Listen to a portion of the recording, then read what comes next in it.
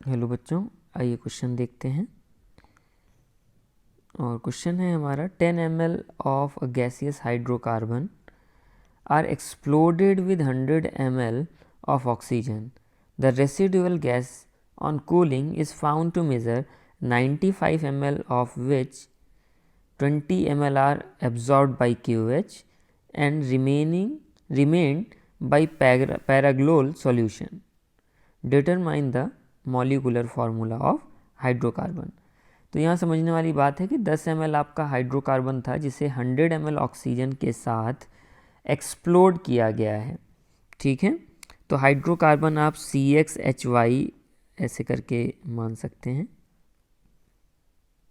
ये आपका हाइड्रोकार्बन हो गया जो कि आपका 10 ml था।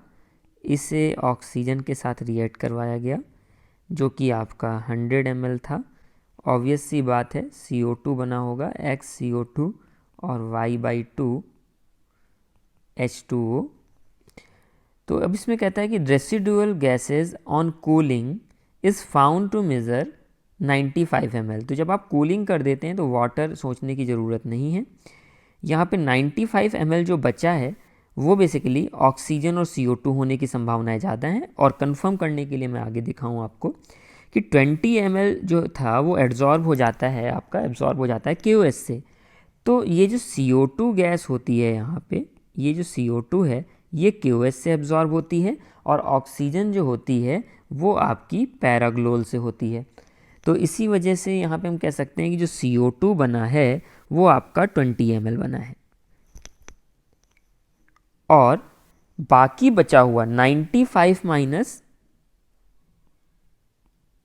20 ml ये आपका 75 ml O2 अनरिएक्टेड पड़ा हुआ है, तभी वो पैराग्लोल से एब्जॉर्ब हो जाता है।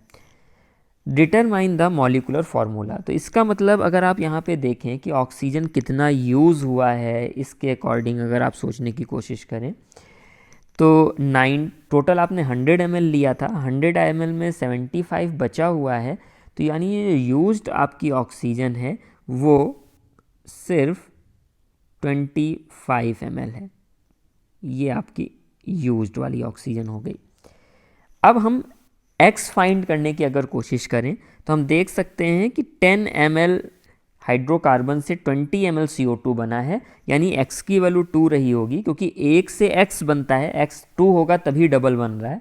तो एक बात तो हमको पता लग गई कि X की वैल्यू आपकी 2 आने वाली है। अब यहाँ पे हम ऑक्सीजन के वॉल्यूम को अगर निकालने की कोशिश करें तो ऑक्सीजन के लिए बैलेंसिंग करके अगर आएंगे तो वो कुछ इस प्रकार से होगा कि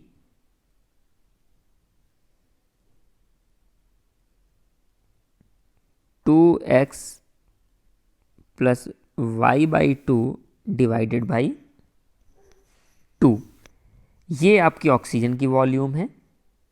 तो जब आप 10 ml लेते हैं तो 10 ml से ऐसे लिखा जाए वॉल्यूम ऑफ ऑक्सीजन रिएक्टेड, वो कितनी हो जाएगी, रिएक्टेड फ्रॉम 10 ml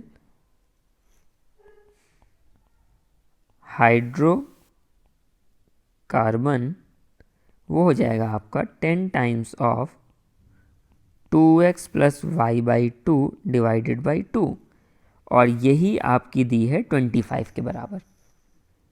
x की वैल्यू आप यहाँ पे 2 पुट कर सकते हैं।